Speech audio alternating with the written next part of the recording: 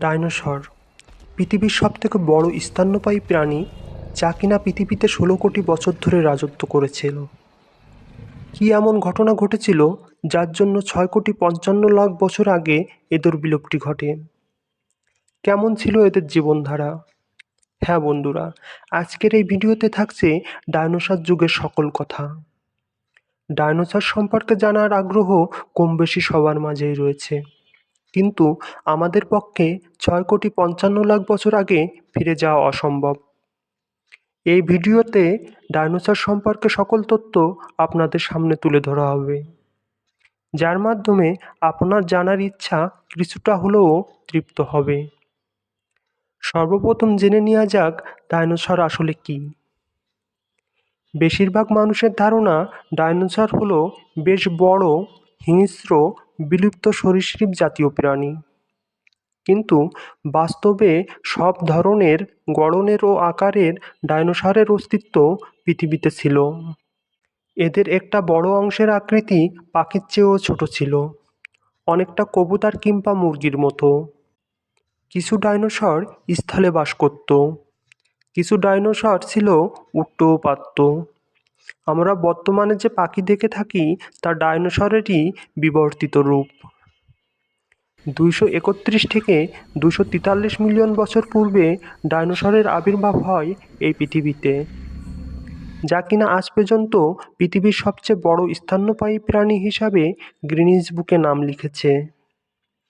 এরা পৃথিবীর বাস্তুতন্ত্রের প্রাগৈতিহাসিক অধিবাসী। তাদের একটি শ্রেণী কেবল বর্তমান যুগ পর্যন্ত টিকে থাকতে পেরেছে। পৃথিবীতে যে 10,000 প্রজাতির পাখি রয়েছে তারা থেরোপড ডাইনোসরের সরাসরি বংশধর। থেরোপড ডাইনোসর হলো এক প্রকার মাংসাশী বিশালাকার ডাইনোসর। বৃহত্তম থেরোপড ডাইনোসররা 18 মিটার পর্যন্ত দীর্ঘ এবং 9.25 মিটার পর্যন্ত উঁচু হতো।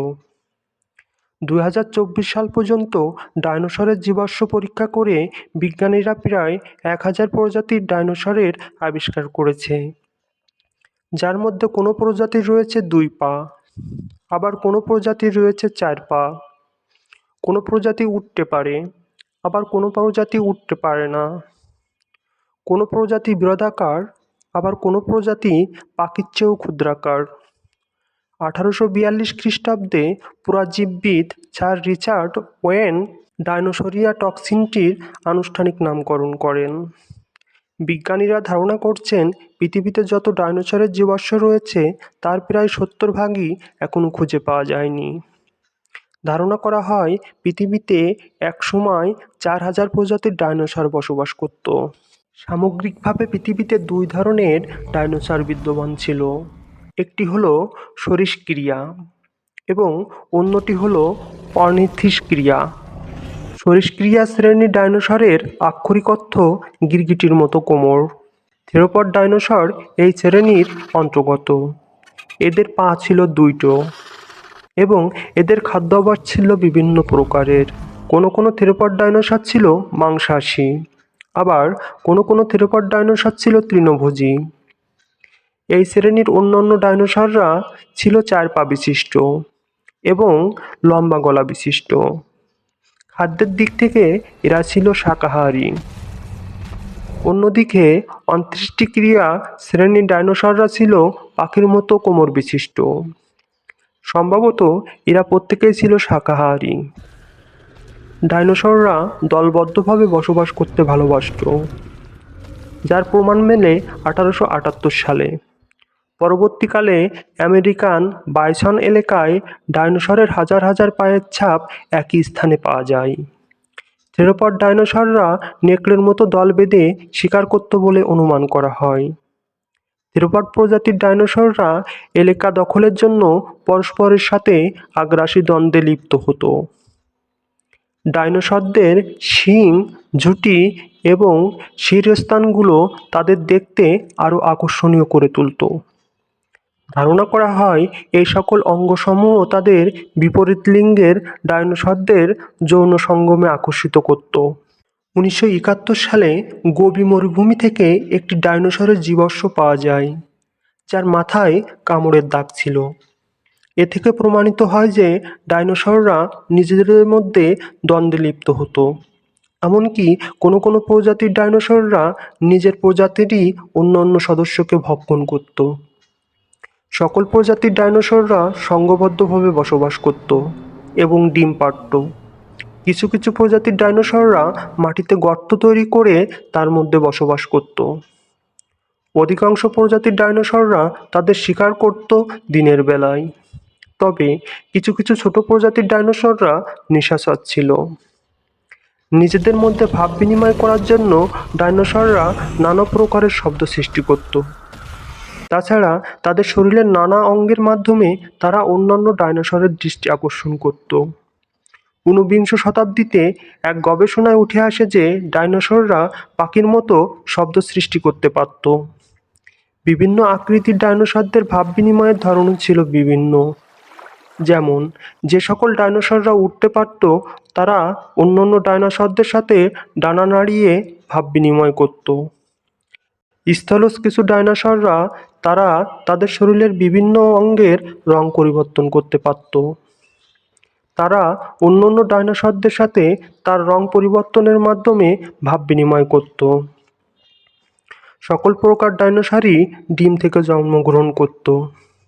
ডাইনোসরের ডিম মূলত ক্যালসিয়াম কার্বনেট নির্মিত শক্ত খোলা দ্বারা ঢাকা থাকত। ডিম তা দেওয়ার দায়িত্ব ছিল পুরুষ ডাইনোসরদের। ডিম পাড়ার পূর্বে অনেকগুলো ডাইনোসর এক স্থানে বাসা তৈরি করত। স্ত্রী ডাইনোসররা অনেকগুলো ডিম পাড়ার পর পুরুষ ডাইনোসররা এই ডিম তা দিত।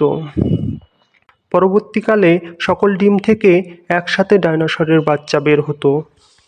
ডাইনোসরের জীবাশ্মের সঙ্গে মানুষের পরিচয় হয়েছিল হাজার হাজার বছর আগেই, যদিও তারা জিনিসগুলোর প্রকৃত সম্বন্ধে আগে অবগত ছিল না।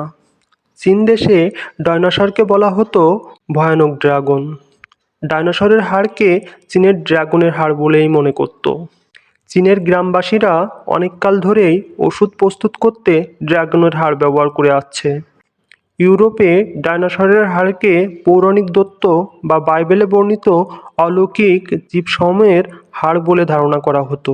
ডাইনোসররা নিশ্চিহ্ন হয়ে গেছিল পৃথিবীর উপর এক বিশাল গ্রহাণুর আঘাতের পরিণামে, যার কারণে পৃথিবীর বুকে একসময় বিচরণ করত যে অতিকায় ডাইনোসররা আজ শুধু পাওয়া যায় তাদের হাড়গোড়। এখন থেকে প্রায় 6,60,00,000 বছর আগে এই গ্রহাণু আঘাত হেনেছিল। যে গ্রহাণুটি পৃথিবীতে আঘাত হেনেছিল তা ছিল প্রায় 12 কিলোমিটার চওড়া। এটি আঘাত হানে মেক্সিকো উপসাগরের তীরবর্তী ইউকাটান উপদ্বীপ এলাকায়। গ্রহাণুটির আঘাতের ফলে এই স্থানে 200 কিলোমিটার চওড়া এবং কয়েক কিলোমিটার গভীর একটি গর্ত তৈরি হয়েছিল। এই পৃথিবীতে সৃষ্ট হয়েছিল এক ভয়ানক সুনামি। তৈরি হয়েছিল দানবাকৃতির ঢেউ। সাথে সাথে পৃথিবীতে অ্যাসিড বৃষ্টির প্রভাব লক্ষ্য করা যায়। পৃথিবীর বায়ুমণ্ডলে কার্বন পরিপূর্ণ হতে থাকে।